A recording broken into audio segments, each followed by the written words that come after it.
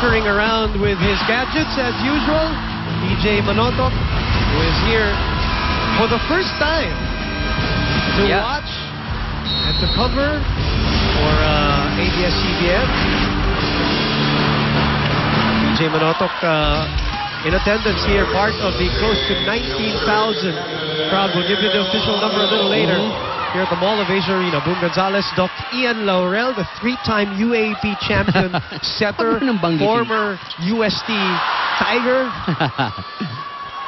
Sabi nga namin kanina, I was with Mosey Ravena, and we never imagined, Boom, that we're gonna see this happen. You know, a UAAP game, women's volleyball, big crowd, big arena, big venue, and it's not even the finals.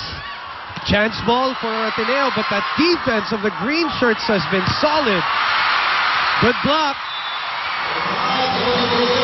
Those of their own medicine, Ateneo, that is only their third block of the match. LaSalle has had 9 so far. Kita mo yung puwelo ni Herbacio doon sa block na yun. That full vertical leap by this girl, this Batangas native who is on deck serving now for Ateneo. Good serve. Good setup though for Galang. Great dig by Kainglet. Great save by Lazaro. Wow, High ball what by a save. Valdez. What is LaSalle gonna do? They go to Galang. Off speed. Chance for Ateneo. And they open up to Ali. And there's a touch. Another net. That's sinuwerte na naman. That's right. Because that's a miss hit by That's right. The set was really too high. Valdez came in too soon. Pero ito gumabaw. That's the second time she's gonna hit the net. Yes. Yes, her right elbow clipping the net. And Boom, we're talking about the stars that we're seeing right now in college, the college level, but the UAP Juniors Division also just concluded, and it's the De La Salle Zobel Lady Spikers naman, a 3-peat champion.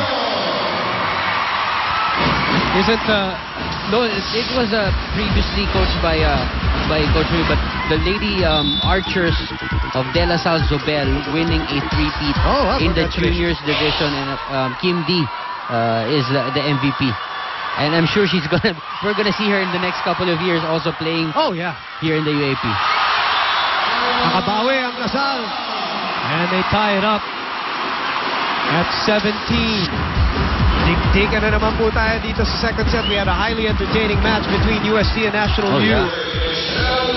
Crucial din yun. Yung panalo ng UST ngayon kanina. Just like this one. As Michelle gumabaw. Nice serve. Again, hirap na hirap si Ferrer humabol. Puti na lang. Saved.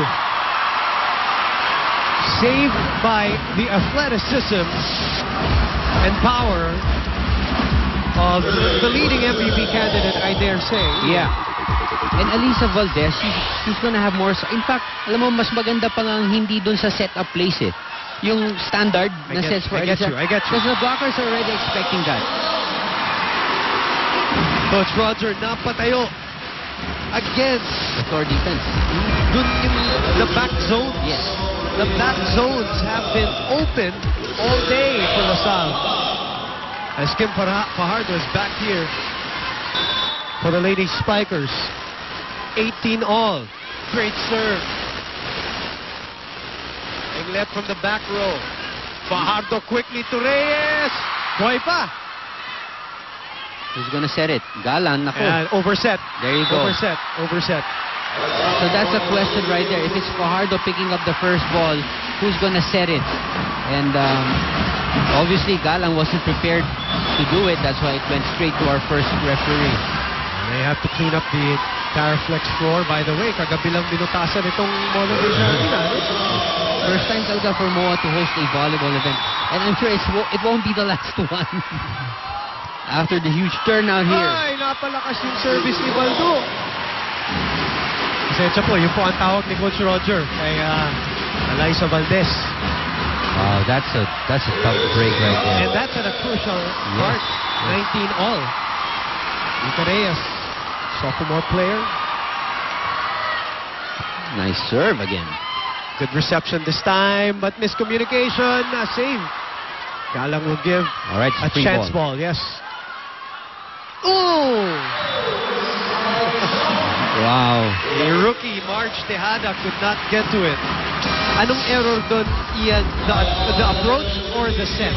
That hurts. I think both already not able to capitalize on that free ball. Let's listen into the timeout of Coach Roger. Andun lahat yung malalaki, hindi naman basta-basta susundan yan eh. Lagay mo dito si Philop, pinabi mo siya rito. Si Phil, nandito ka agad sa gitna. Sino pang aabangan ng blocker dito? Wala na. Kaya nga sabi sa'yo, bibibi mo siya dito siya. Diba? Ang daming bolang nasasayang lang sa error yung kutis natin eh. Oh. Pero kanina, chance ball. Quick si galing si Gretchen. Nakuha nila. Bumalik sa atin ng chance ball. Quick ulit si galing si Gretchen. Dapat yung magpaulit-ulit yung play niya. Timeout basically addressed to Jem Ferrer in that sequence as you look at the crowd again here at the arena, Mall of Asia Arena. Yeye being si Mika Reyes po. Yung nakita niyo yung placard kanina na Yeye. Siya po yun ang tinutukay dito. Nice serve. Ganda ng serve ni Mika talaga. Kainglet. Again, the blocking of LaSalle has been solid. Kainglet tries to make something out of this. That's a net block.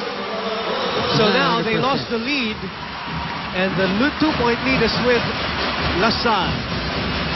Right, Phil has to really dig deep. Boom. I can see she's not 100%. And the thing is, it's really up to her if she wants to show it or not.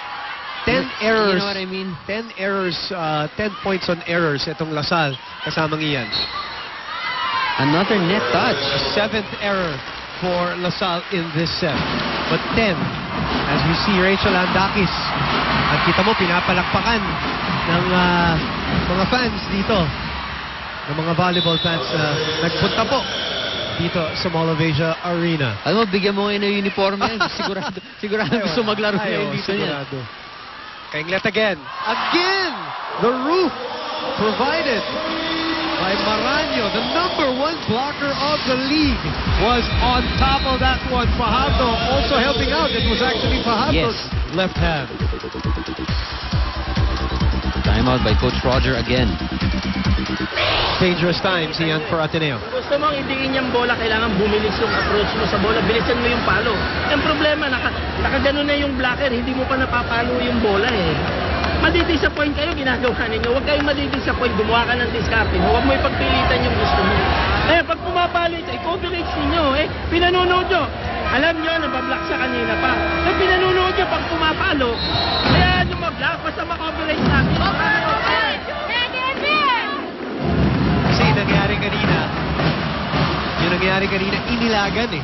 Yung bola, yung block. Yeah. And you know, when you're going up against LaSalle, coverage is probably the most important thing that you have to practice, train for, and execute when the game is on, because very true. Because their blocking is going to be constant. Talking about LaSalle, as Kim Fajardo serves. Again, over-receive. And again, a free point. And a little bit of a demoralized look on Jem Ferrer's face after that error. That's the 11th error of Ateneo in this set.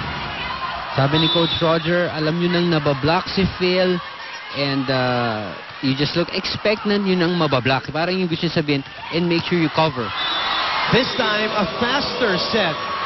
A quicker set to Ziervasio. The blockers were late, so they get themselves to 21. Ayun, medyo mabilis, kaya hindi nakahabol. Yeah, Abby Maranyo was a bit late in joining the blockers, the double block. March Tejada, the rookie. Crucial serve here. Under the spotlight right away on the rookie year. Great set by Fajardo. Great attack by Gumabaw. And again, it's that back line, Ian. It's the back zones. And, you know, the strategy here for the De La Salle attackers, don't force it with those sharp angles. You've got a huge opening over at the end zone. That's where you bring it. That's what they're doing. And they're making it look so easy. That brings us to set point here, as Ali Valdez and her team under the gun in the second set. Can they make something happen here? Rare hitting error for Ara Galang, our 6th best scorer of the league. And a timeout will be called by Coach Ramil just to calm down the girls. 2 points lang yan. Big moment. Okay, ganito, ha? Receive muna tayo, ha? Pagka-receive natin, Ara, tingnan mabuti Kim kung mangyayari, ha? Kung maka-receive tayo. Pag naka-receive tayo, bilisan mo dito. Pagka hindi, itaas mo lang.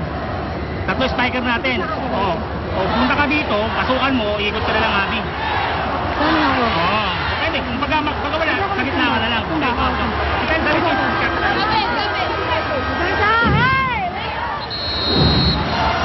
Patiin natin yung mga taga-Bacolod at Cebu na nanonood sa atin ngayon. Kasamang Ian, Jensen. Ito, I said earlier, the UK. Also tuned in. Australia.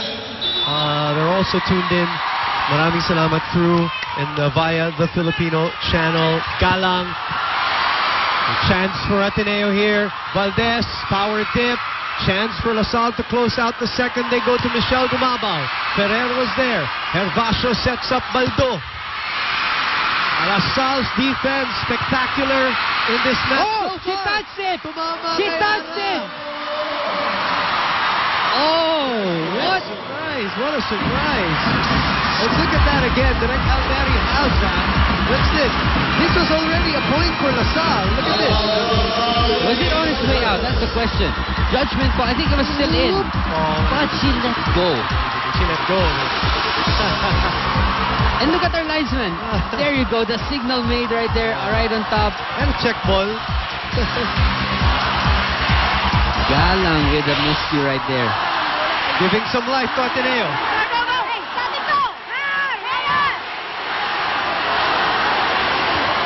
Mga nanonood sa atin sa Doha, Qatar, having so much fun as this second set is winding down. Ayun pa. A capacity crowd. Dito. Puso lang. Mall of Asia Arena. That's a great streamer right there. Created by the fans. Of Philka Inglet and the rest of the Lady Eagles. 23-24 here. What will LaSalle do? They go to Galang again. Big moment. Saved by Ateneo. Chance ball for LaSalle. High ball. Fajardo. Galang. Back set. Hervasio. Oh! And an open spot on that Ateneo defense of the defending champions, and their supporters erupt as the tables have been turned. Yes. In the first round, Ateneo wins the first 2 sets. In this round number 2 encounter, it is LaSalle that wins the first 2 sets. Let's also remember, Ian, in the first round, it was Ateneo that was at number 1. Yes. They were undefeated at 6-0 before they met LaSalle. LaSalle had a 5-game winning streak. They were the number 2 team. They lost the first 2 sets. What kind of storyline are we going to come back to after this commercial break? Let's all find out together. 25-19, 25-23.